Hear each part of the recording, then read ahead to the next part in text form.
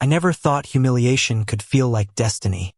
But there I was, coffee dripping down my shirt, staring into the sharp green eyes of the man who would rewrite my life.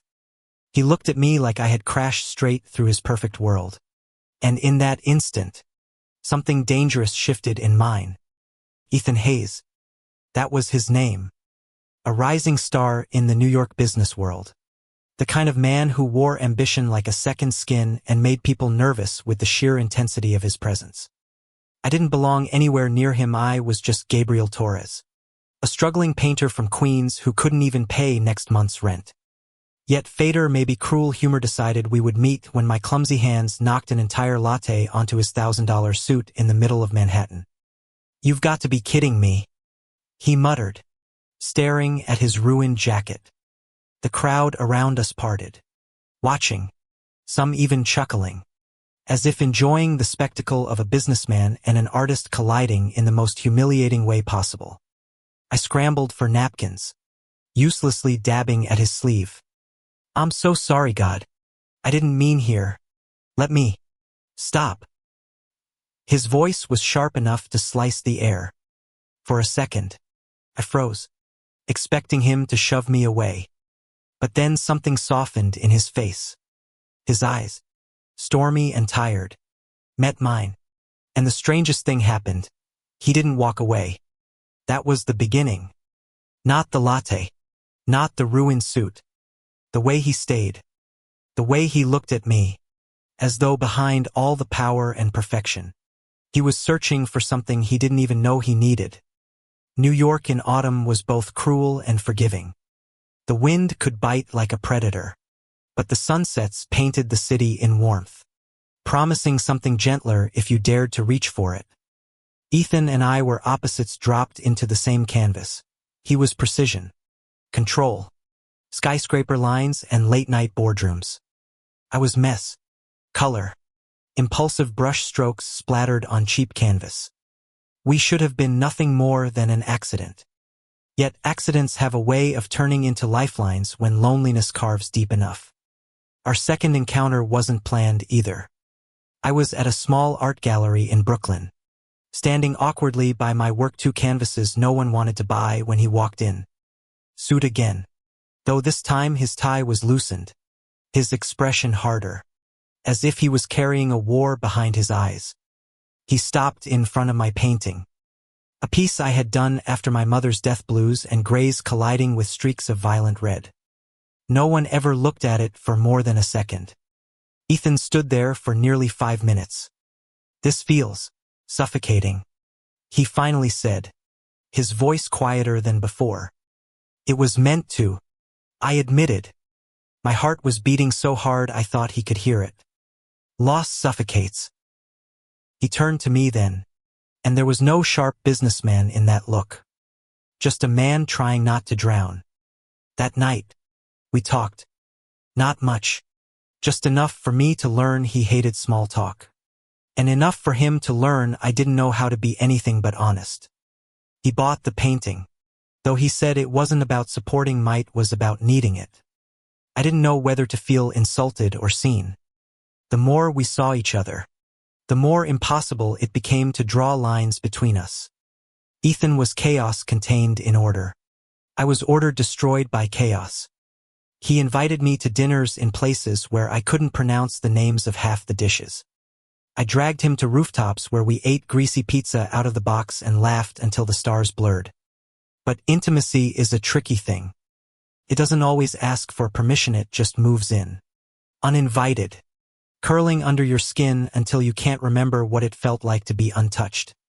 One night, after too much wine and too many confessions spilled across my cramped apartment, I found myself staring at him as if he were more than a man. He was an answer. "I don't usually let people close," he said suddenly, his voice low, almost broken. "They either want what I have or they run from what I carry." I reached out, almost without thinking, brushing my hand against his. It wasn't a grand gesture, just warmth meeting warmth. But in the silence that followed, felt like an earthquake. "I'm not running," I whispered. His jaw tightened, his eyes closing briefly, as though fighting a war he knew he was about to lose. When he opened them, the truth was there. He wanted me, and God help me, I wanted him too. Of course, nothing real comes without pain. Ethan's world wasn't made for people like me. His colleagues noticed. His family whispered. The press circled when they caught him walking too close to someone who didn't fit their definition of worthy. For every smile he gave me in private, there was silence in public. For every night his arms wrapped around me, there was a morning where he left early. His face shuddered again. "Do you regret this?" I asked him once, when the weight of it felt like too much. He didn't answer immediately. Instead, he looked out the window of my apartment at the city glowing against the night sky. His hand found mine, gripping tight, as though he was holding on to something he couldn't afford to lose. "Every part of my life is about control," he finally said. "But this, I can't control it. I don't want to. That terrifies me." I leaned in, pressing my forehead against his, my chest aching with both love and fear. "Then let it terrify you. Let it change you." He kissed me then, desperate, unrestrained, as if we were both falling and clinging to each other at the same time. And maybe we were. It would have been easier to let go, to accept that the world wasn't ready for Ethan Hayes and Gabriel Torres. But love isn't about easy. Love is about standing in the fire and daring it to burn you clean. I didn't know it then, but our story was only just beginning. The first time Ethan spent the night at my apartment, I didn't sleep. Not because we crossed the line we'd been towing for weeks, we didn't. He lay beside me, stiff at first, then gradually relaxing until his breathing grew steady. I lay awake, staring at the cracked ceiling, my chest aching with a mix of fear and wonder. How do you hold on to something you're afraid to lose from the very start? By morning, he was gone. His side of the bed was cold, the pillow untouched except for the faint trace of his cologne. He left a note on my kitchen table. "Thank you for the space. I needed it." It wasn't love yet. Not then. It was something raw, unfinished, half-drawn like one of my sketches. But even unfinished lines can hold power. Ethan wasn't built for half measures. He lived in absolute success or failure, win or lose, control or chaos. And somehow, I had become his chaos. He started showing up without warning. Sometimes after long days at work, still in his suit, his tie loosened like a noose he couldn't untangle. Sometimes in the middle of the night, when silence felt too loud, he'd sit on my floor while I painted, watching without judgment, though I could feel his eyes tracing more than the brush strokes. One night, as I mixed colors, I asked, "What do you see when you look at me?" He hesitated. "A risk I can't afford." It stung, though I tried to hide it. My brush hovered midair. "Then why are you here?" His answer was quiet, almost a confession. "Because I can't stay away." I didn't reply. I didn't need to. His truth had already bled into me like paint into canvas. The world, of course, didn't pause for us. The first article appeared online 2 weeks later. Ethan Hayes spotted with mystery man in Brooklyn. No names, no details, just grainy photos of us leaving the gallery together. But that was enough. In his world, speculation was poison. When I showed him the article, expecting anger, he only sighed. It was bound to happen. "Does it bother you?" I asked. "It should," he said, rubbing his temple. Then his eyes met mine, tired but steady. "But it doesn't. What bothers me is that it might hurt you." It did hurt. The whispers, the stares, the way strangers thought they could define us with their assumptions. But it also made something inside me burn brighter. If loving him meant standing in the fire, I'd do it. I just didn't know if he was ready to stand with me. There were cracks in Ethan's armor I hadn't noticed before. Late-night phone calls that left his jaw clenched. Meetings that ended with him drinking alone in my kitchen. His family name carried weight, and with it, expectations he couldn't escape. One evening, after too many glasses of whiskey, he finally told me, "My father built everything I have. He thinks emotions are liabilities, that relationships make you weak. He expects me to expand the empire, to marry the right woman, to keep appearances clean." "And what do you want?" I asked. He looked at me, raw and unguarded. "I want to breathe." Something inside me broke then, because I realized I couldn't give him freedom, not from his father, not from the world. All I could give him was myself. And maybe, just maybe, that would be enough. The night we finally crossed the line was quiet. No grand declarations. No dramatic music. Just the two of us in my studio, surrounded by half-finished canvases and the smell of paint thinner.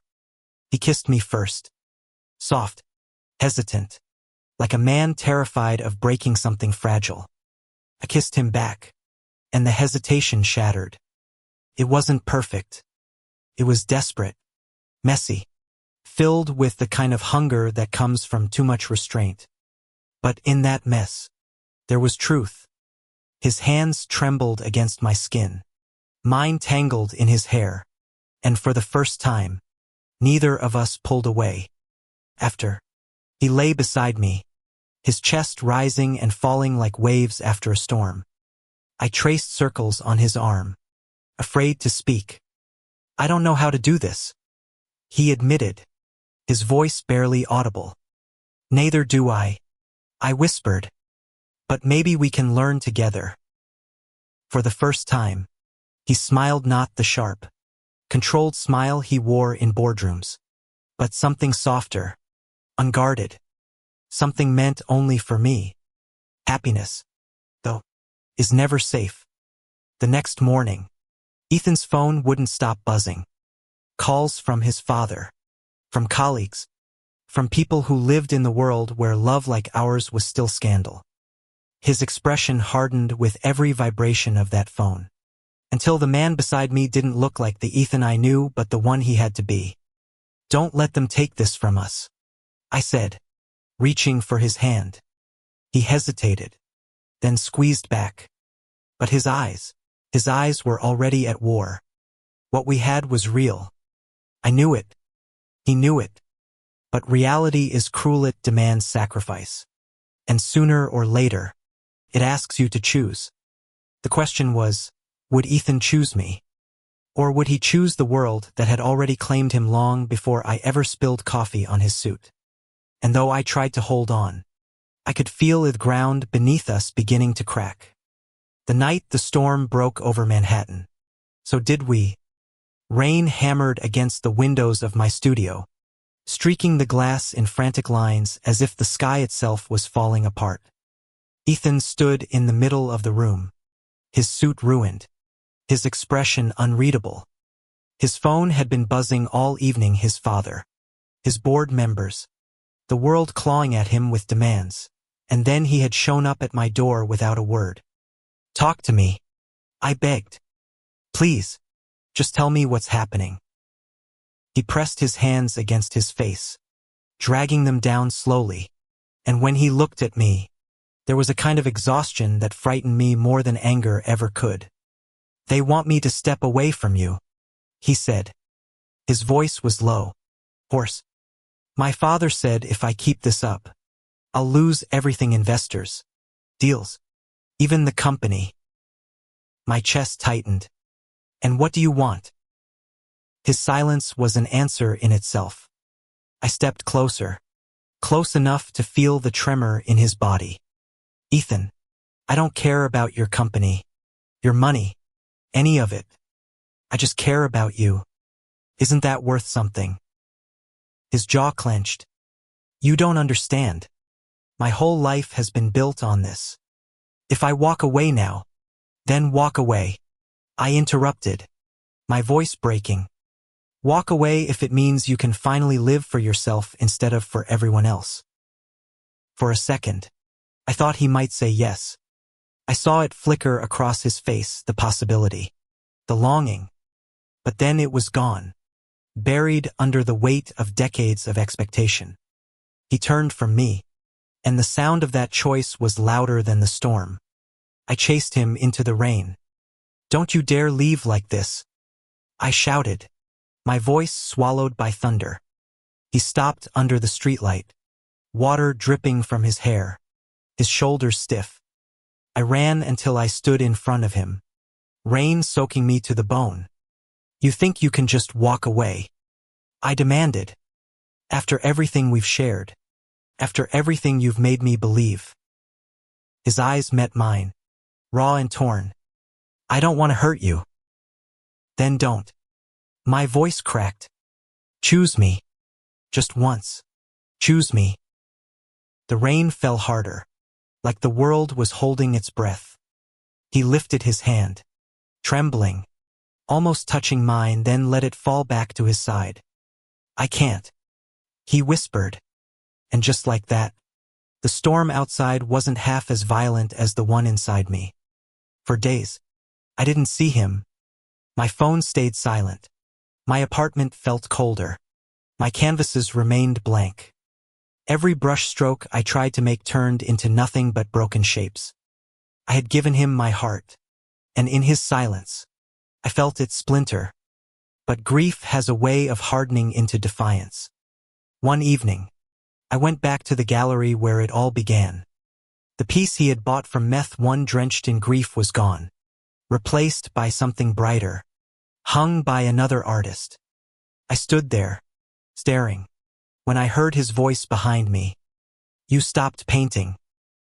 I turned. He looked different, tired, but softer. Not the polished businessman the world demanded, but a man stripped down, carrying his choices like chains. "I couldn't," I admitted. "Not after you."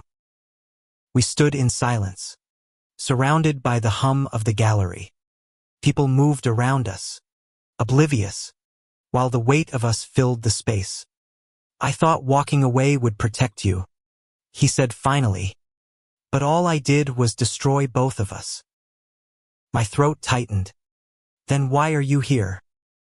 His eyes found mine, and for the first time, I saw no walls. "Because I can't stop being here." That night, we didn't touch. We didn't kiss. We just sat together on a bench outside the gallery, letting the city move around us while words struggled to bridge the distance. "Do you believe in fate?" I asked quietly. "I used to believe in control," he said. "But then you happened, and nothing has made sense since." His hand brushed against mine, hesitant but real this time. I didn't pull away. Couldn't. We were broken. Yes. But maybe, just maybe, broken things could still find a way to fit together. It wasn't simple after that. Nothing ever is. His father's pressure grew louder. The media painted me as a distraction, and the company board threatened to vote against him. But something inside Ethan had shifted. The man who once chose silence began to choose words. The man who once chose control began to choose defiance. And for the first time, he began to choose me. The boardroom was his battlefield, and Ethan walked into it armed with nothing but the truth. I wasn't there to see it, but I heard every detail later: how his father's glare could have cut steel, how the board members whispered like vultures waiting for blood. They wanted him to denounce me, to stand up and declare that whatever was happening between us was a mistake, a distraction. Instead, he told them he wouldn't live a life built on lies. "They can take the company from me," he said when he came to my apartment that night, his voice still trembling from the weight of it. "But they can't take you. Not unless I let them." I stared at him, stunned, my chest filling with something fierce and unstoppable. This was not the Ethan who once hid in shadows and silence. This was a man burning his bridges so he could stand in the light. I reached for his hand, threading my fingers through his. You don't know what that means to me. He pulled me into his arms, holding on as though he feared the world might rip us apart if he let go. I do, he whispered, because it means everything to me too. But defiance has its price. Within days, headlines exploded. Hayes heir chooses love over legacy. Investors pulled out of deals. Stock prices dipped. And suddenly the empire his father had built seemed like it might crumble. People blamed me. Strangers spat my name with disdain, reducing me to nothing more than a reckless artist who had ruined a dynasty. At first, I tried to stay strong.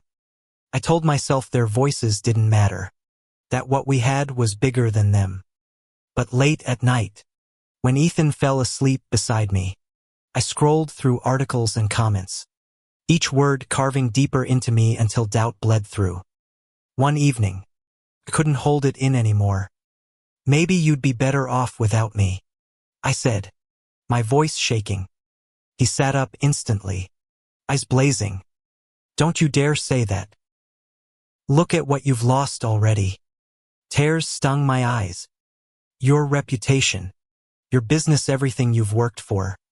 All because of me. His hands gripped my shoulders. Firm. Grounding. Not because of you. Because of me. Because I chose this. Gabriel. I chose you. Do you understand? I wanted to believe him. God. I wanted to. But belief is fragile when the world keeps telling you you're not enough. The breaking point came 2 weeks later. Ethan's father showed up at my studio. A man cut from steel. Sharp suit. Sharper words. He looked around at my canvases as though they were stains on the floor. You've done enough damage, he said coldly. My son may think he's in love, but you and I both know this will destroy him. Walk away now, and I'll make sure you never have to struggle again. Money, opportunities, whatever you want, just disappear. I laughed bitterly, though my hands shook. You think you can buy me? I know I can, he replied. Everyone has a price, and if you really care about Ethan, you'll take it, because staying in his life will ruin him. His words lingered long after he left, poisoning the corners of my mind. I hated him for saying them, but I hated myself more for wondering if he was right. When Ethan came by that night, I couldn't look at him. He noticed immediately. What happened? He asked, his voice gentle but firm. I shook my head. Nothing. I'm just tired. He didn't believe me. I could see it in the way his eyes searched mine, desperate for the truth. But I couldn't bring myself to say it. If I told him about his father's visit, he'd burn the last bridge he had left, and I wasn't sure I could let him do that. So I lied. And lying to him felt like tearing my own heart in half. The days grew heavier after that. We still laughed, still touched, still kissed, but there was a shadow between us. One neither of us dared to name. I painted darker pieces, colors clashing in violent strokes. Ethan worked longer hours, fighting battles I couldn't see. One night, as we stood on the roof of my building, the city glittering around us, he said quietly, "Do you ever think we're just fooling ourselves? That maybe love isn't enough?" The question shattered me. "Do you think that?" I whispered. He hesitated too long. And in that silence, my heart cracked. We didn't break that night. Not completely. But we bent. And the bend felt like it might snap at any moment. Still, even in the doubt, in the pain, one truth remained. I loved him. More than the fear. More than the whispers. More than the future we hadn't figured out yet. And whether he could see it or not, I would keep fighting for him. For us. For the chance that love might actually be enough. Because if it wasn't, then what was the point of any of it? the morning after everything felt like a rebirth. Ethan and I didn't wake to grand gestures or proclamations. Instead, we woke to silence that wasn't heavy but full of relief, possibility, and the kind of quiet understanding that only comes after enduring storms together. I turned toward him in the small apartment, sunlight filtering through the blinds, and saw the first true smile I had seen in months. Not a guarded or calculated smile, but one that came from deep inside, unfiltered and real. "Morning," I whispered. "Morning," he replied, voice soft, almost tentative. And then, he reached for my hand. Just like that, simple and unassuming. But it carried all the weight we had borne the nights of fear, the days of uncertainty, the battles we had fought alone and together. We had survived the storm, but surviving wasn't enough. I wanted more. The following weeks were not perfect. His father was still distant. Investors were still skeptical, and the media had not forgotten. But Ethan approached it differently now. He no longer tried to fight alone or shoulder the world by himself. He let me in. We spent nights talking, really talking, about fears, hopes, and everything in between. I showed him my sketches, unfinished paintings I had hidden from everyone else. And he admired them, not because of their flaws or technique, but because of the way they reflected me. And for the first time, he admitted he had been afraid not of me, but of the intensity of feeling something real, something that could change him. "I've spent my life building walls," he confessed one night, sitting cross-legged on my living room floor. "And I didn't think anyone could break them. I was wrong."